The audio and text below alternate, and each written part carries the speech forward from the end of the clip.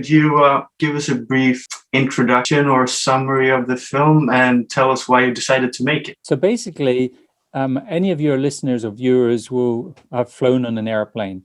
And what they should ask themselves is, where does the air I'm breathing right now come from? Because outside is twice as cold as your home freezer, and the air pressure isn't high enough for you to actually survive. And the answer to that question is that the air you're breathing in the airplane is being provided to you unfiltered from the compression section of the engines. And this air is getting contaminated with the oils that are in the engine to lubricate the engines. But what passengers are unaware of is these chemicals that you're being exposed to are very toxic. If you pick up a can of these oils, it states, do not breathe mist or vapor from heated products suspected of causing cancer, etc., etc. And because I was an airline captain and I've been investigating these things for 20 years, I thought the public deserve to know what's going on so that the public can then demand change and we can fix this problem. So that's in essence why we made the film, to tell people about something very few passengers know about.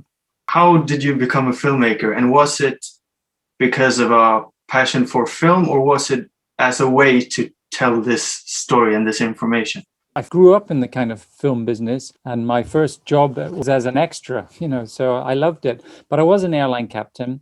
And when I was these fumes, this contaminated air event problem, which people call aerotoxic syndrome, my health got affected and I lost my job. My medical certificate was taken away, and I wanted to tell people the truth. And I had two choices. I could either sue my airline or I could make a film. So I went to film school, and that's how my journey started. After 14 years of filmmaking, we've really discovered so much more about the issue. Should people stop flying altogether, or maybe a certain group of people, or do you think, is it worth the risk? It's really important for your viewers and listeners to think, well, how do I know if the air is contaminated? Well, how you know is because when the oil contaminates the air supply, it gives off a kind of a smell. When we were making the film, we were measuring the air on airplanes, and on one flight, I could notice it, but I didn't say anything to my crew, and my cameraman said, hey, I can smell something. Is that it? And I went, yeah, that's it. He said, okay, now I know what it smells like. But he looked around and he said, but nobody's reacting. And I said, that's it. So I leaned forward to the passenger in the row in front and I tapped him on the shoulder and I said, excuse me, sir, can you smell something? And he went, yeah. And I said, what do you think it is? And he said, I'm sure it's okay. And he carried on reading the paper. And right there in that moment summarized the whole problem. Because people trust the aerospace industry. When you board a plane, you're putting your life into the hands of the airline industry. Passengers trust that the air they're being supplied to breathe is totally safe. But that isn't always the case. What about the pregnant passenger? They deserve to know that there can be risks if you're exposed to these chemicals. Now, when these events occur, the airlines never tell passengers, oh, by the way, you were exposed to these toxic chemicals. They never show you the warning labels on the cans. And even in huge events which make the news, airlines never ring up passengers a week, a year, or 10 years later and say, how are you? Do you have neurological problems? Do you have cancer? So yes, air travel is safe, but this is a problem which aviation has to fix.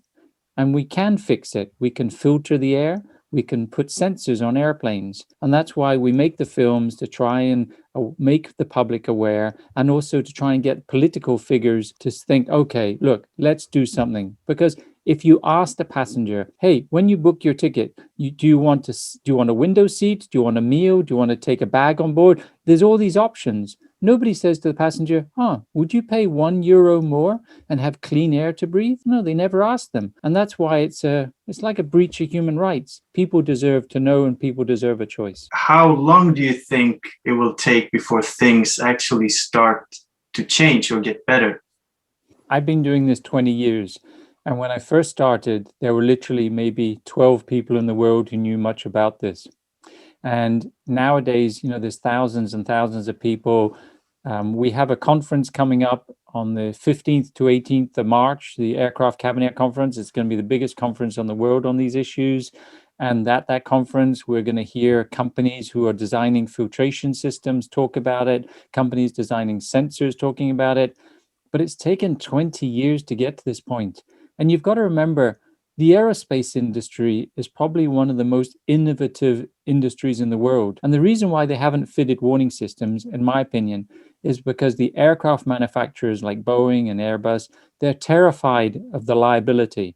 So that's why they don't fit them. But sensors are coming and filtration systems are coming. So, we are winning.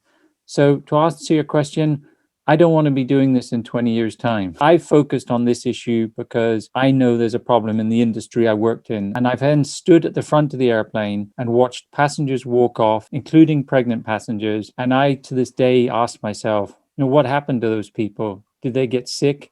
Look what happened to me. It ended my career. And it's not right. What's next for you and this project? And is there a way for us to follow and support what you're doing? So basically, this film, we have placed it with a sales company called Cinefil, and they're currently trying to see, whether Netflix will screen it, and we're waiting, so we're just waiting to see. It's the nightmare of any film director of film, and you need to get it to a bigger audience. People can follow the progress of the film on our Facebook page, which is Everybody Flies. Because what's sad about the film is that we were having a cinema release in England and it was doing really, really well. We've got fantastic reviews. And then COVID stopped it right in the middle of the release. And the film was meant to be screened in American cinemas, but that hasn't happened because of COVID. So COVID hasn't been very helpful to our film. But, COVID will pass. The film will fly.